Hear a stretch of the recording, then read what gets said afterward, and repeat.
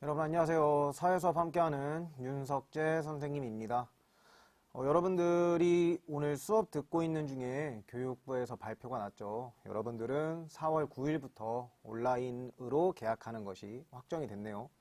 아마 온라인 계약이라고 하는 게 지금까지 없었던 거다 보니까 많은 친구들이 혼란스러워할 것 같아요. 하지만 그래도 어서와 충남 온라인 학교를 계속해서 공부한 친구들은 아마도 잘할 수 있을 거라고 하는 확신이 드네요. 이젠 3교시 오늘의 마지막 시간인데요. 마지막도 힘내서 마무리 잘 해보도록 합시다. 오늘 공부할 내용은 1단원의 인권과 헌법의 가장 마지막 작은 단원인 근로자의 권리와 노동권 침해 및 구제라고 하는 내용인데요. 자, 이 단원명에서 여러분들이 여러분들이 잘 알지 못하는 단어가 있죠. 근로라던가 노동이라고 하는 단어들일 것 같은데요. 먼저 근로가 뭔지 노동이 뭔지를 알아야 오늘 학습할 내용을 제대로 시작할 수 있을 것 같아요. 자, 근로라고 하는 말부터 알아볼게요. 근로라는 말은 사전에 이렇게 나와 있습니다. 부지런히 일함. 근로는 부지런히 일하는 것을 나타내는 단어고요. 그러다 보니까 근로자라고 하는 우리 작은 단원명에 나온 근로자라고 하는 말은 노동을 제공하고 임금을 받는 사람, 부지런히 일하여 임금을 받는 사람이라는 의미를 갖는 거죠. 그러면 노동이라고 하는 말은 무슨 뜻일까요? 노동은 우리 작은 단원명에도 나와 있고 또 근로자라고 하는 단어의 뜻에도 나와 있네요. 자, 근로라는 말의 뜻은 선생님이 사전에서 찾은 그 의미를 먼저 제시했는데요. 노동이라는 말의 뜻은 여러분들이 한번 생각을 해보도록 합시다. 자, 노동이란 무엇일까? 노동이라고 하는 말을 들었을 때 이게 노동이다 라고 하는 여러분들이 이미지를 그림으로 표현을 해보는 건데요. 아마 집에 종이라던가 펜을 준비하고 있는 친구들도 있겠지만 그렇지 않은 친구들도 있을 것 같아서요. 꼭 그림으로 표현하지 않아도 됩니다. 그냥 노동이라는 말을 들었을 때 이게 노동이다 라는 것을 여러분들 머릿속으로 한번 떠올려 보도록 해요. 머릿속으로 노동이라는 말을 들었을 때 이런 이미지가 떠오른다. 또는 노동이란 이러이러한 모습을 의미한다 라는 것을 머릿속으로 한번 그려보는 거죠. 자, 한 10초 정도 시간을 줄 테니까 여러분들이 노동을 머릿속으로 또는 경우에 따라서 간단하게 그림으로 표현을 해보도록 합시다. 정답을 맞추는 건 아니고요. 여러분들이 그냥 가지고 있는 노동이라는 말의 이미지를 떠올려 보는 거예요.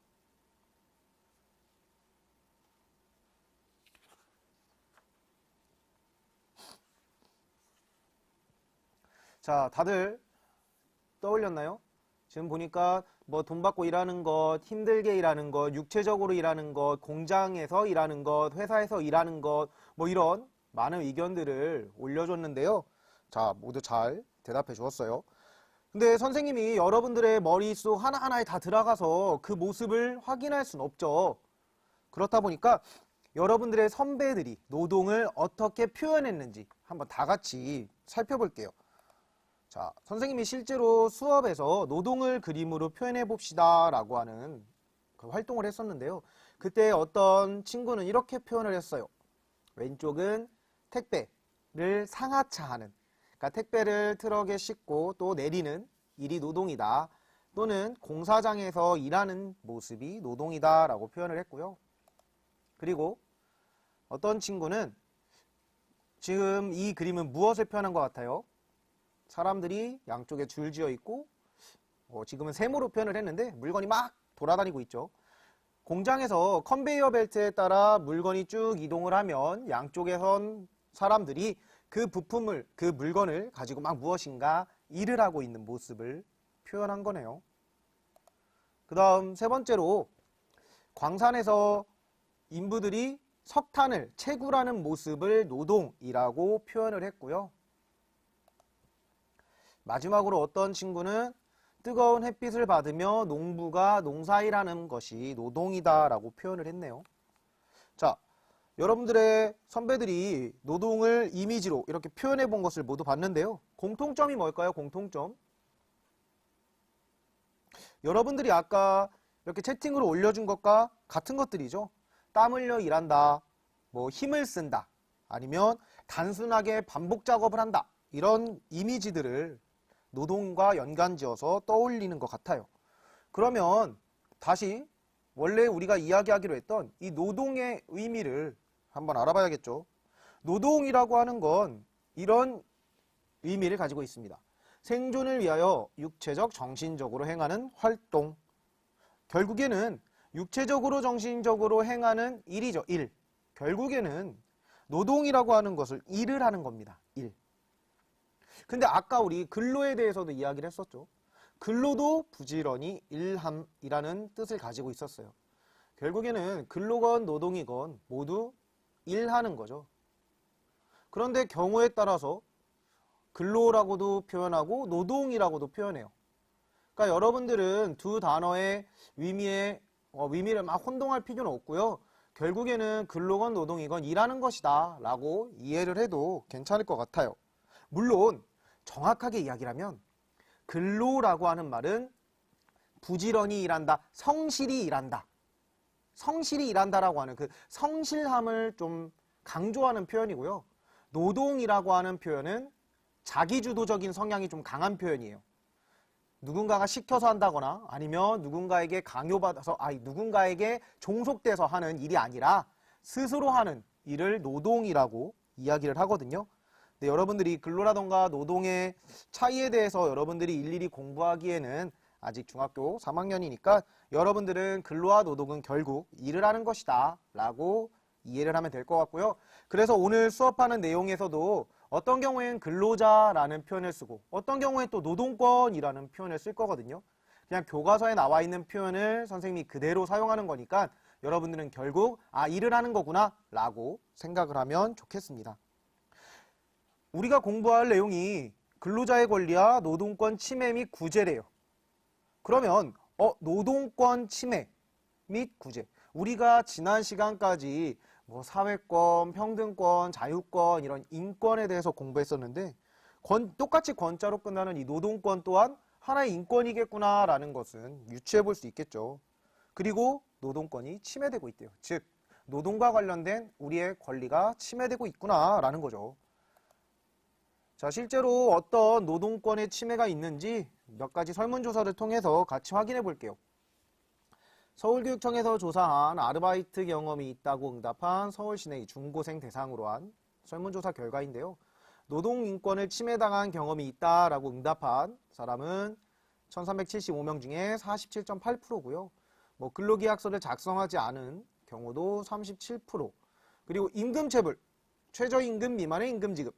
우리가 일을 하는 이유는 물론 자아를 실현한다거나 아니면 내 꿈을 펼치기 위한 그런 의도들도 있겠지만 가장 1차적인 목적 중 하나는 돈을 버는 거죠, 사실. 일을 해서 돈을 벌고 그 돈을 통해서 생활을 해나가는 거죠. 그런데 돈을 제대로 받지 못한 경우가 10% 이상 나오고 있네요. 다른 자료를 한번 볼게요. 청소년을 고용한 업소들 중에 이 노동과 관련된 법을 위반한 사례를 조사한 건데요. 마찬가지로 근로계약서를 작성하지 않았거나 최저임금을 제대로 이야기해주지 않았다. 이런 노동관계법의 위반 사례들이 나타나고 있네요. 그러면 왜 우리는 이 노동권을 침해당하고 있는 걸까요? 지금 선생님이 제시한 이 두 가지 자료는 여러분들에 대한 이야기죠. 청소년들이 노동권을 어떻게 침해당하고 있는가에 대한 자료들이었어요. 청소년들은 왜 노동권을 침해당하고 있는가? 모르기 때문이죠. 무엇이 노동권인지 잘 모르고 여러분들이 가지고 있는 권리가 무엇인지를 정확하게 알지 못하죠. 배운 적도 아마 없을 거고요. 그래서 이번 단원이 있는 겁니다. 여러분들 사회 2의 1단원 중에 작은 3단원 근로자의 권리와 노동권 침해 및 구제라고 하는 단원이 있는 이유가 여러분들이 노동권을 잘 존중받아라. 그러려면 노동권을 알아야 한다라고 하는 목적에서 만들어진 겁니다.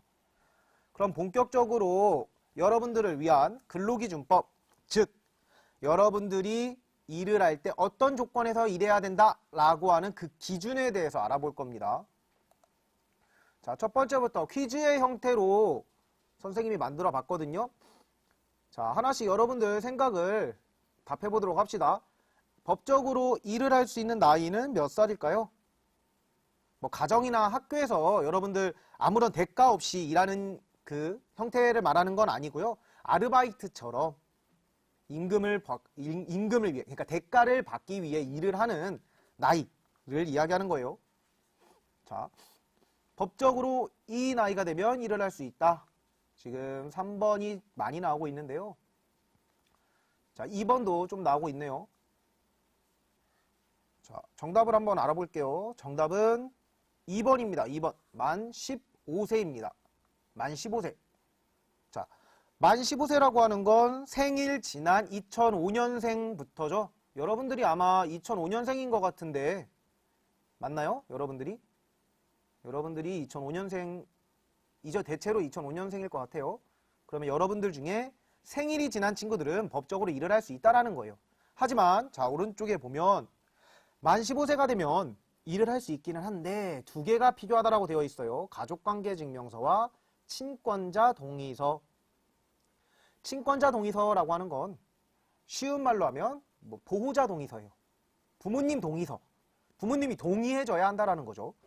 그리고 여러분들에게 동의를 해준 사람이 누구인지를 확인하기 위한, 그리고 여러분들의 정확한 나이를 확인하기 위한 가족관계증명서와 같은 증빙 서류 또한 필요합니다. 그러니까 여러분들이 지금 생일 지난 친구들 중에 만약에 일을 해야 한다라고 한다면 가족관계증명서와 친권자 동의서, 자, 보호자 동의서라고 했어요. 준비해서 일을 하면 된다는 겁니다. 그러면 부모님 동의받지 않고 여러분들 나름대로 여러분들이 이제 주체적으로 여러분들이 동의 없이 나는 일하고 싶어요 라고 했을 때 몇 살부터 일을 할 수 있을까요? 동의 없이 일할 수 있는 나이. 이 4개의 선택지 중에 있습니다. 부모님의 동의를 받지 않아도 일할 수 있는 나이. 자, 3번이라고 많이 올려주고 있는데 잘 이야기해주고 있어요.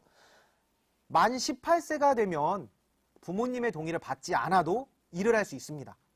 자, 다시 정리할게요. 만 15세가 되면 일을 할 수 있다. 하지만 가족관계증명서와 동의서가 필요하다. 만 18세가 되면 동의받지 않아도 스스로 일을 구해서 할 수 있다라는 겁니다. 두 번째, 청소년이 일을 해도 괜찮은 장소는, 여기서 사실 선생님이 청소년이라고 해놓고 만 18세 미만이라고 적어놨는데요. 정확한 용어로는 연소근로자라고 하는 용어가 있어요. 네, 중요한 건 18세 미만입니다. 더 정확하게 이야기하면 만 18세 미만. 이 일을 해도 괜찮은 장소는, 자, 4개가 있는데 정답은 하나입니다. 하나. 자, 정답 하나예요. 정답. 지금 2번과 3번이 많이 올라오고 있네요. 다 가능하다고 하는 친구들도 있고요. 자, 2번이 특히 많이 올라오고 있는데 한번 정답을 같이 볼까요? 정답은 자, 3번입니다. 청소년 만 18세 미만이 일을 해도 괜찮은 장소는 여기에서 주요소예요. 그러면 노래방, 만화방, 유흥업소는 할 수 없다라는 거죠. 여러분들이 뭐 유흥업소의 경우엔 당연히 안 될 거다라고 생각을 잘 하는 것 같은데요. 노래방도 술을 파는 경우들이 많이 있죠. 만화방, 만화방도 안 되네요 라고 생각을 하는데요. 만화방 안 됩니다. 만화방도 청소년들의 그 만화방에 가면 여러분들 꼭 여러분들이 읽는 만화만 있는 건 아니죠. 그래서 여러분들은 만화방에서 알바할 수 없고요. 또 오른쪽에 있는 설명 보면 일하면 안 되는 곳에 PC방이 있죠. 실제로 선생님이 지금까지 주변에 친구들이라던가 제자들을 보면 PC방에서 아르바이트를 하는 친구들도 많이 있는데요. PC방은 시간과 관계없이 아르바이트 하면 안 됩니다. 자, 이거 선생님은 근로기준법을 이야기하고 있는 거예요. 근로기준법. 만약 나는 PC방에서 알바했었는데요 라고 하면 뭐 원래는 하면 안 되는데 한 거예요. 근로기준법상으로는, 그러니까 우리나라에서 정한 법으로는 일하면 안 된다라는 이야기입니다. PC방에서 일할 수 없고요. 술집 당연히 안 되겠죠. 그리고 복권을 판매하는 곳도 안 되고요. 사행성 행위 영업소, 그러니까 도박하는 곳을 이야기하는 겁니다. 그러면 어디서 일해야 되는가? 패스트푸드점이라던가 음식점, 아니면 어떤 물건을 만드는 제조업소 이런 데들은 가능한데요. 여기서 음식점이라고 하는 곳도 술을 파는 곳은 안 돼요. 그러니까 예를 들면 삼겹살집의 경우에는 안 되는 경우가 많아요. 하지만 단순히 그냥 떡볶이 같은 분식을 파는 경우에는 일할 수 있는 경우도 있고요. 그래서 사실 이 일을 해도 괜찮은 곳인가 안 되는 곳인가에 대한 기준은 이거보다 더 막 복잡하게 되어 있거든요. 그래서 여러분들이 내가 일을 해도 되는가 안 되는가를 판단하려면 사실 좀 복잡한 일들이 막 복잡한 법규를 다 확인해야 되거든요. 그러니까 선생님이 여러분들이 접하기에 가장 쉽게 접할 수 있는 업소들 예로 든 거니까 나는 이런 데서 일하면 안 되는구나. 그리고 내가 알바를 구한다라면 뭐 주유소나 패스트푸드점, 음식점 이런 데서 하면 되겠구나 라고 생각하면 됩니다. 자, 여러분들 PC방을 가지고 많이 얘기하는데요. PC방은 안 됩니다. 법으로 안 돼요, 법으로. 근데 뭐 현실에서 하고 있는 경우들이 있어요. 현실에서 하고 있는 경우도 있는데 법으로는 안 된다라고 여러분들이 알고 있어야 할 것 같습니다. 그 다음 청소년이 하루에 일할 수 있는 최대 시간은 몇 시간일까요? 만 18세 미만. 만 18세 미만이 일할 수 있는 최대 시간. 하루에 일할 수 있는 최대 시간 몇 시간일까요? 하루에 몇 시간까지 일할 수 있다. 자, 4번 빼고는 지금 다 나오고 있는 것 같아요. 정답은 2번입니다. 2번. 여러분들은 자, 다시 반복하는데 청소년이라고 하는 말 여기서 만 18세 미만을 의미합니다. 만 18세 미만은 하루에 7시간까지 일할 수 있고요. 그리고 일주일에 35시간까지 일할 수 있습니다. 그러니까 일반적으로 일주일에 5일을 일한다고 가정해보면 하루에 7시간씩 7, 5, 35, 일주일 35시간 이렇게 딱 나오는 거죠. 단 밑에 보면 하루에 1시간씩 일주일 5시간 연장 가능한다라고 되어 있는데요. 일을 하다 보면 손님이 많을 수도 있고 일이 많이 밀릴 수도 있죠. 그런데 하루에 딱 7시간까지만 가능하다라고 하면 좀 어려움이 있겠죠. 그래서 하루에 1시간씩은 연장할 수 있습니다. 그러니까 하루에 1시간씩 주 5일이라고 하면 5시간까지 연장이 가능한 거죠. 하지만 연장을 하기 위해서는 동의가 필요합니다. 동의. 즉 여러분들이 나는 오늘 7시간 알바를 다 했는데 이제 집에 가고 싶어요. 근데 사장님이 야 남아서 빨리 일해. 1시간 더 해. 라고 하는 것은 안 된다는 겁니다. 여러분들이 저 1시간 더 남아서 일할 수 있어요. 라고 동의해 줘야지만 일할 수 있는 거예요. 그래서 1시간에 미안합니다. 하루에 7시간까지 일주일엔 35시간까지 그리고 만약 여러분들이 동의를 해줬다라고 하면 하루에 8시간 일주일에 40시간까지도 가능하다라는 거죠. 여러분들이 성인이 되면 하루에 8시간까지 일을 할 수 있게 됩니다. 이건 여러분들이 성인이 되었을 때 이 관련된 법규를 찾아보면 더 자세하게 알 수 있을 것 같아요. 그 다음 제일 쉬운 문제일 거라고 생각합니다. 청소년이 하루에 일할 수 없는 시간대입니다. 1번 오전 6시에서 오전 8시 학교 가기 전 시간은 안 됩니다. 2번 오전 8시부터 오후 4시 학교에 있는 시간은 안 됩니다. 3번 오후 5시부터 오후 10시 4번 오후 10시에서 오전 6시. 자, 여러분들 일할 수 없는 시간은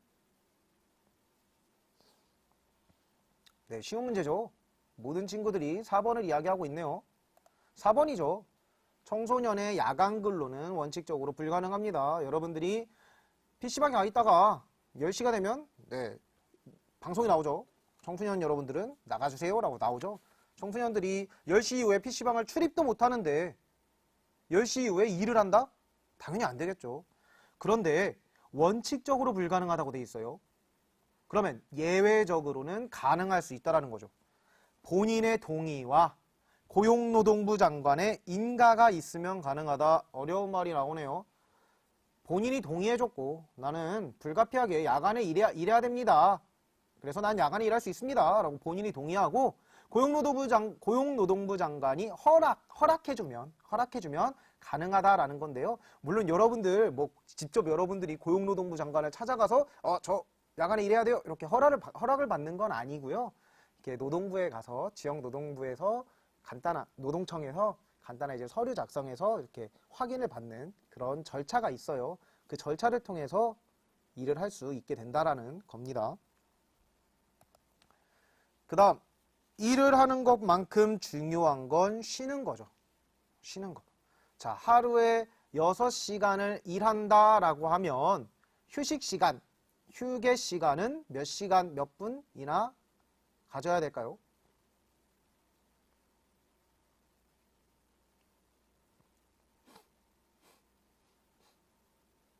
자, 하루에 6시간 일할 때 휴식 시간, 휴게 시간은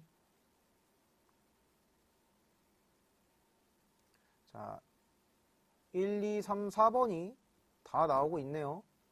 주로 2번, 3번에 많이 집중이 되는 것 같아요.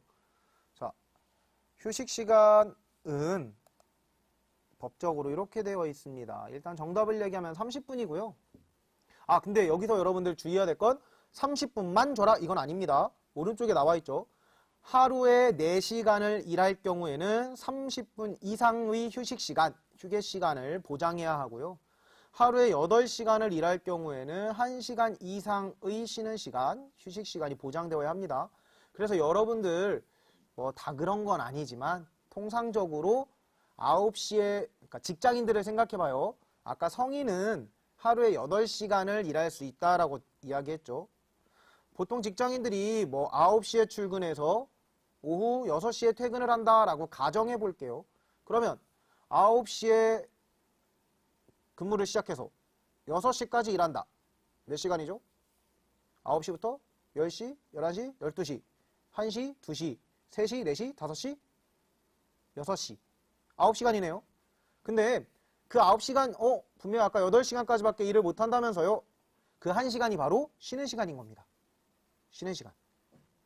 그리고 성인이 아닌 여러분들 또한 이 쉬는 시간 규정은 반드시 지켜져야 되는 거예요.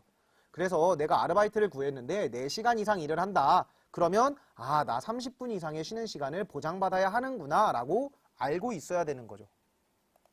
자, 여기서 중요한 게 하나 더 있어요. 밑에 줄, 제일 밑에 줄 봅시다. 휴식 시간, 휴게 시간이란 사용자의 감독에서 벗어나 자유롭게 이용할 수 있는 시간입니다. 사용자라고 하는 말은요, 고용한 사람이에요. 고용한 사람. 그러면 고용한 사람의 감독에서 벗어나 자유롭게 이용할 수 있는 시간, 즉 사장님의 감독에서 벗어난 시간을 이야기하는 거죠. 그러니까 선생님이 지금 이 말을 왜 하냐면 이런 경우들이 있어요. 쉬는 시간인데 한 5분 남았어요.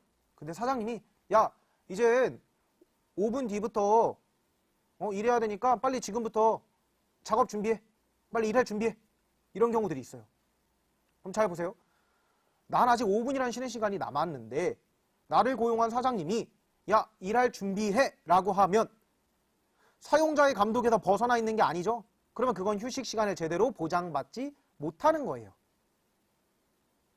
그러니까 사용자가 내가 뭘 하는지 막 감시하고 내가 야, 이렇게 지금 너 왜 핸드폰 만지고 있어? 야, 막 누워있어. 아니면 너 지금 이거 해야 돼. 이렇게 나한테 막 뭐라고 한다. 그러면 그 시간은 휴식 시간이라고 볼 수 없다라는 거죠.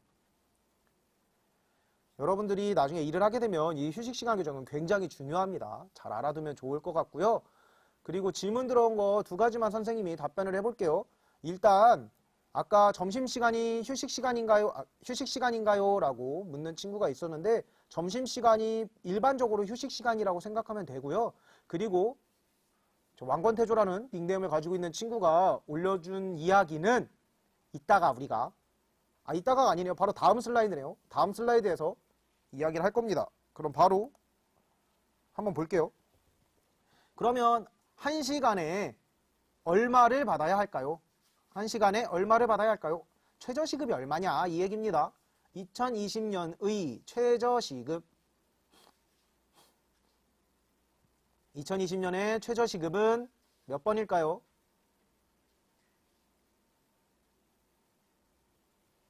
자, 2번, 3번 왔다 갔다 하고 있네요. 2번도 있고 3번도 있네요. 정답은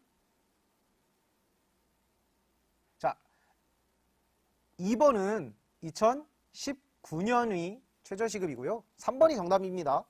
올해 2020년의 최저시급은 8,590원입니다.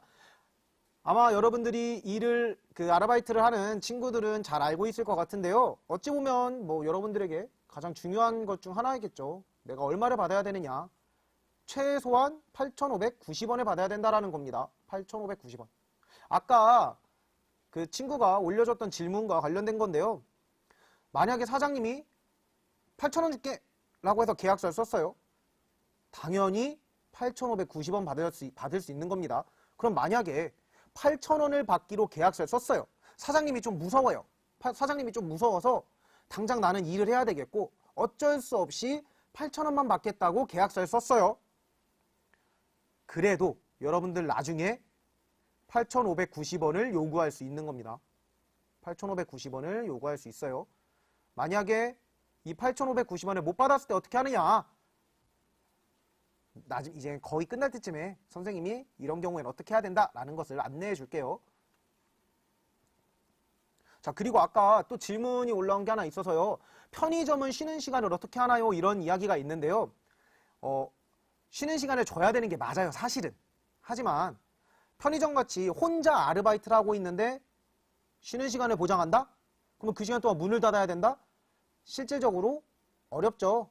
그렇기 때문에 법으로는 쉬는 시간을 보장하게끔 되어 있지만 그렇게 편의점같이 약간 특수한 경우에는 이제 법도 약간 유연하게 적용을 합니다. 그래서 뭐 편의점이라고 해서 쉬는 시간이 제대로 보장 안 됐다고 해서 뭐 편의점 점장님이 막 큰 벌을 받거나 이러지는 않아요, 사실. 그러니까 상황에 따라 탄력적으로 적용하기도 한다라고 단정 내릴 수는 없고 하기도 한다. 이 정도로만 정리를 해볼게요. 그 다음 최저시급을 받는 것으로 계약서를 썼는데 해가 지나 최저시급이 올랐다. 그런데 사장님은 계약서에 적힌 금액만 지급하겠다. 당연히 안 되겠죠. 계약서에 그러니까 지금 이 말은 요거예요. 내가 2019년부터 일을 하기 시작했어요. 그리고 계약서에는 최저시급을 받는 걸로 적어놨어요. 근데 2020년이 됐어요. 그러면 8,350원 받아야 되느냐 8,590원 받아야 되느냐 당연히 8,590원으로 인상되는 것이다 라는 이야기입니다. 그 다음 해고는 최소 며칠 전에 이야기해야 할까요? 일을 하다 보면 우리가 흔히 잘린다 라는 표현을 쓰죠. 또는 불가피하게 일을 그만두게 된다 라고 이야기할 수 있겠죠. 자, 해고는 며칠 전에 이야기해야 할까요?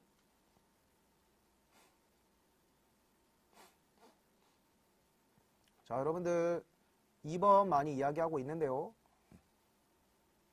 정답은 3번입니다. 노동자를 해고하려면 적어도 30일 전에 알려줘야 합니다. 정당한 이유 없이 해고할 수도 없습니다. 만약에 30일 전에 이야기하지 않고 갑자기 해고를 한다라면 일반적으로는 30일치에 해당하는 급여를 주게 되어 있어요.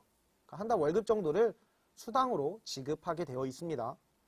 근데 예외적인 경우가 분명히 있습니다. 무조건 30일 전에 이야기해야 된다 이건 아니고요. 예외 사유가 몇 가지 있어요. 예를 들면 뭐 회사의 경영이 불가능한 상황, 뭐 전쟁이 났다, 아니면 자연재해, 쓰나미가 덮쳤다 이런 경우들, 그리고 이런 것도 있죠. 노동자가 그 회사에게 심각한 피해를 입혔다. 예를 들어 물건을 매일매일 조금씩 빼돌렸다거나 아니면 뭐 회사의 기밀 이런 걸 뭐 경쟁업체에 넘겨버렸다. 이런 것들은 당연히 뭐 당신이 우리 회사의 중요한 비밀을 다른 회사에 넘겼으니 30일 이후에 나가주십시오라고 할 수는 없겠죠. 그런 경우엔 좀 예외적인 경우가 있습니다. 자, 그 다음 아르바이트비와 관련된 이야기를 해볼게요. 청소년의 아르바이트비는 부모님이 받아야 한다. 자, 부모님이 받습니까? 여러분이 직접 받아야 될까요? OX? X라고 많이 이야기하고 있죠. 자, 당연한 얘기입니다. 당연히 본인에게 지급해야 됩니다. 이거 굉장히 중요합니다. 본인에게 지급해야 한다. 그 다음 아르바이트비는 같은 값의 물건으로 받아도 된다. 이건 뭘까요? 아르바이트비를 물건으로 받는다. 가능할까요? 불가능할까요?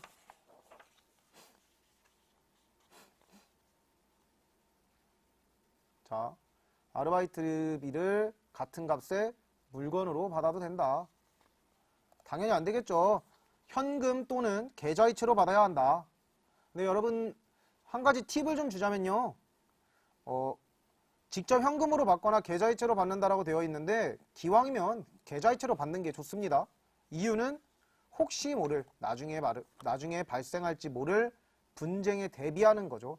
현금으로 받으면 내가 얼마를 받았다 라는 게 명확하지 않죠. 지금 계좌이체는 안 된다고 하는 친구가 있는데 계좌이체 가능합니다. 자, 계좌이체로 본인의 계좌여야 되죠. 본인의 계좌. 본인의 계좌로 이제 돈을 받을 경우에 가능하고요. 계좌이체로 돈을 받으면 내가 얼마를 언제 받았다는 기록이 남죠. 그래서 나중에 혹시 모를 분쟁이 발생했을 때 법적인 근거로 사용될 수 있습니다. 그 다음 아르바이트비는 반드시 날을 정하여 받아야 한다. 지금 통장에 대한 이야기하고 있어서 하나 더 이야기할게요. 여러분들 만약에 나는 통장이 없고 현금으로 받는다라고 하면 영수증처럼 내가 몇 월 며칠에 얼마의 돈을 받았다라고 하는 증서를 하나 받아두면 돼요. 알겠죠? 그 다음에 아르바이트비는 반드시 날을 정하여 받아야 한다. 맞습니다. 미리 날짜를 정하고요. 그날 모두 받아야 됩니다. 우리가 흔히 월급날이라고 부르는 그 날을 미리 정해둬야 된다는 거죠.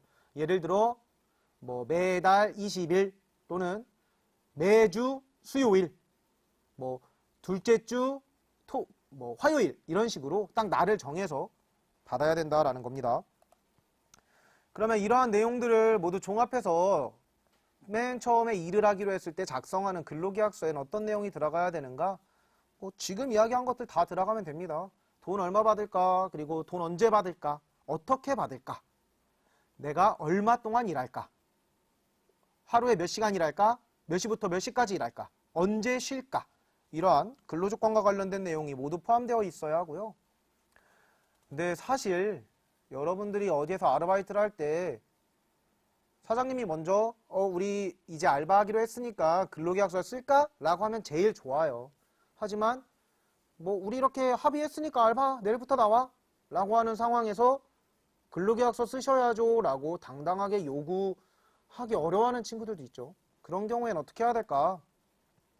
사실은 근로계약서를 쓰는 게 가장 좋습니다. 하지만 만약에 근로계약서를 쓸 수 없는 상황이었다 라고 한다면 방금 전에 근로계약서에 들어가야 되는 내용들이 있었죠. 지금까지 우리 공부한 이런 내용들을 녹음해 두거나 또는 문자로 받아두면 좋습니다. 그러면 그런 것 또한 혹시 모를 분쟁에 대비하기 위한 근거가 된다는 거죠. 자, 그럼 지금까지 우리가 공부한 내용들이 헌법엔 어떻게 나와 있는지 한번 간단히 볼게요. 헌법 제32조를 보면 근로의 권리가 있다라고 이야기하고 있어요. 우리 공부했던 인권의 종류 중에 사회권에 해당하는 거죠. 그리고 고용의 증진과 적정 임금의 보장에 노력해야 한다라고 해서 여러분들이 일자리를 많이 구할 수 있도록 정부가 국가가 노력해야 되고요. 적정한 수준의 임금을 받을 수 있도록 또 노력해야 돼요. 그러다 보니까 법률이 정하는 바에 의해 최저임금제를 시행하고 있는 거죠. 자, 최저시급 얼마라고 그랬죠? 최저시급 2020년에 최저시급 올려볼까요? 2020년의 최저시급 헌법에 최저임금제를 보장하라고 하고 있죠. 최저시급 지금 버퍼링이 걸리니까 아마 다 알고 있을 거라 생각하고 얘기할게요. 8,590원이죠. 8,590원. 이야기하고 있네요, 친구들. 그리고 근로조건의 이러한 기준들은 인간의 존엄성을 보장하기 위한 겁니다. 그리고 여자의 근로는 특별한 보호를 받으며 고용과 임금 및 근로조건에 있어서 부당한 차별받으면 안 된다라고도 나와 있고요. 자, 제33조 중요합니다. 근로자는 근로조건의 향상을 위하여 이러한 권리들을 가진다라고 되어 있는데요. 자, 이러한 권리를 우리는 노동 3권이라고 이야기합니다. 노동 3권. 아마 들어본 친구들도 있을 것 같아요. 노동과 관련된 권리 3가지를 이야기하는 건데요. 이렇게 3가지가 있습니다. 첫 번째, 단결권. 노동조합을 만들고 가입하여 활동할 수 있는 권리를 단결권이라고 해요. 노동조합이라고 하는 것. 노동자가 주체가 되어 노동조건을 유지하거나 개선하기 위해 또는 노동자의 지위를 향상시키기 위해 조직한 단체입니다. 노동자들의 단체. 를 만들 수 있는 권리가 있어요. 그걸 우리는 단결할 수 있는 권리, 단결권이라고 하고요. 자, 노동조합을 만들었으면 근로조건을 유지한다거나 또는 좋게 만들려고 하는 거니까 당연히 나를 고용한 사람들, 즉 사용자와 함께 협상해야 되겠죠. 예를 들어 월급 올려주세요. 월급 10만 원 올려주세요. 또는 지금 쉬는 시간이 1시간인데 우리 밥 먹는 시간이 좀 부족한 것 같아요. 1시간 20분으로 늘려주세요. 이렇게 협상을 할 수 있어야 돼요. 그게 바로 단체 교섭권입니다. 자, 단체 교섭을 해서 협상을 했는데 원하는 대로 이루어지지 않을 수도 있죠. 그럴 경우에 여러분들이 이야기한 것처럼 단체 행동권도 있습니다. 단체 행동권. 노동조건의 유지 및 개선을 위해 쟁의행위를 할 수 있는 권리. 여기서 쟁의행위라고 하는 말은요. 노동관계 당사자가 자신의 주장을 관철시킬 목적으로 행하는 행위인데요. 여기서 노동관계 당사자라고 했으니까 노동자와 사용자 모두를 이야기하는 겁니다. 그러니까 단체 교섭을 했어요. 협상을 했어요. 협상이 제대로 이루어지지 않았어요.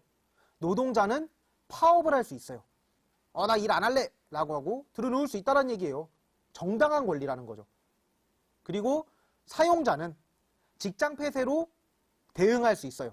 그러면 우리 직장 문 닫아놓을 거야. 그럼 너희 그동안 어차피 임금을 받지 못해 라는 거죠. 그러니까 이러한 쟁의 행위를 할 수 있는 권리 또한 단체 행동권이라는 이름으로 보장받을 수 있다라는 겁니다. 그 다음에 자, 우리 아까 이렇게 일을 하는 건 결국에 임금을 받아서 생활을 유지하기 위함이라고 이야기했는데요. 그러면 임금을 받지 못했을 때 어디에 도움을 요청할까요? 여러분들이 임금을 제대로 받지 못했다라고 하면 법원이라던가 고용노동부에 이야기를 하면 되는데요. 법원에 소송을 제기하거나 또는 고용노동부에 진정서라고 하는 걸 제출하면 됩니다. 근데 아무래도 여러분들이 법원에 소송 제기하는 건 좀 어려울 수 있을 거예요. 선생님이 그러면 이런 경우에는 어떻게 도움받는지 이따가 다시 이야기를 해볼게요. 그 다음 부당해고라는 걸 당할 수도 있습니다. 결혼 또는 출산을 이유로 퇴직을 강요당하는 것 또는 정당한 이유 없이 갑작스럽게 일을 그만두라라는 요구를 받는 것을 부당해고라고 이야기해요. 그리고 부당노동행위라는 것도 있어요. 부당노동행위는 노동조합의 결성 또는 가입을 방해하거나 정당한 이유 없이 단체 교섭을 거부하는 것이라고 되어 있는데요. 부당노동행위를 쉽게 설명하면 노동3권을 침해당하는 겁니다. 방금 전에 우리 이야기한 노동3권을 침해당하는 것을 부당노동행위라고 부르고요. 정당한 이유 없이 특히 결혼이나 출산 등을 이유로 해고당하는 경우 또는 퇴직을 강요당하는 경우를 부당해고라고 이야기하는데요. 이러한 일을 겪으면 자 오른쪽 보이죠? 지방노동위원회라고 하는 곳에 구제를 신청하면 됩니다. 충남의 지방노동위원회는 대전에 있어요. 대전에 있고요. 거기에 구제 신청을 하고 만약에 그 지방노동위원회에서 문제 없는데? 라는 결정을 내렸을 때 나는 거기에 불복한다 라고 하면 중앙노동위원회에 또 한 번 재심 신청을 할 수 있고요. 만약 중앙노동위원회의 결정에도 불복한다 그러면 법원에 소송을 거는 것이 가능합니다. 자, 지금 뭐 임금이 체불되었을 때 또는 부당해고를 당했거나 부당노동행위를 당했을 때 어떤 도움을 받아야 되는가를 이야기했는데요. 막 지금 이야기한 이런 복잡한 내용들 간단하게 정리하면 이렇게 정리할 수 있고요. 여러분들이 기억해야 되는 것들 이거를 다 여러분들 기억하기는 좀 어려울 것 같아요. 그래서 좀 더 쉽게 여러분들이 만약에 일을 하다가 부당한 일을 겪었다라고 한다면 청소년 근로권익센터라고 하는 곳이 있습니다. 여러분들 포털 사이트에서 검색하면 나와요. 청소년 근로권익센터의 도움을 받을 수 있습니다. 그러면 자, 정리하는 시간을 가져볼게요. 근로계약서 고쳐쓰기라고 되어 있는데요. 근로기준법에 위반되는 부분을 한번 찾아볼까요? 근로기준법에 위반되는 부분. 자, 시간이 없으니까 선생님하고 한번 같이 찾아볼게요. 자, 사용자 각각 근로자 을은 17세니까 만 18세 미만입니다. 그리고 계약기간 정해져 있고요. 근무장소 어떤 상회라고 하는 가게래요. 업무 내용 재고관리 및 판매 보조고요. 근무일은 월에서 금까지 그리고 토요일, 일요일은 휴일이라고 하네요. 근로시간 이상 있는지 한번 볼게요. 오전 9시에서 오후 3시. 그리고 일이 바쁘지 않으면 알아서 쉬어라. 그렇죠. 어이구, 선생님이 애니메이션을 모르고 까먹고 안 넣었네요. 일이 바쁘지 않을 때 알아서 쉬면 안 되고 쉬는 시간이 정해져 있어야 되죠. 여러분들 잘 찾았네요. 임금은 시급 9,200원, 최저시급보다 높으니까 괜찮고요. 임금 지급을 매출액에 따라 수시로 지급하는 게 아니라 날을 정해서 지급해야 되죠. 그리고 을의 부모님 계좌로 입금하는 것이 아니라 직접 본인에게 현금 또는 계좌이체로 지급해야 된다라는 내용까지 공부했습니다. 자, 여러분들 오늘 공부한 내용은 아까 이야기했듯이 1단원에서 작은 3단원에 해당하는 내용들이고요. 특히 이 근로기준법과 관련된 내용, 그리고 단결권, 단체 교섭권, 단체 행동권이라고 하는 이 노동 3권에 대한 내용은 중요성이 굉장히 큽니다. 여러분들 복습을 통해서 다시 확인해 두면 좋을 것 같아요. 자, 내일은 우리 사회수업의 마지막 날이네요. 내일 2교시에는 2단원으로 넘어가서 헌법과 국가기관이라고 하는 단원의 내용을 공부해 보도록 하겠습니다. 자, 여러분들 오늘도 고생 많았고 내일 2교시에 다시 만나도록 할게요. 안녕.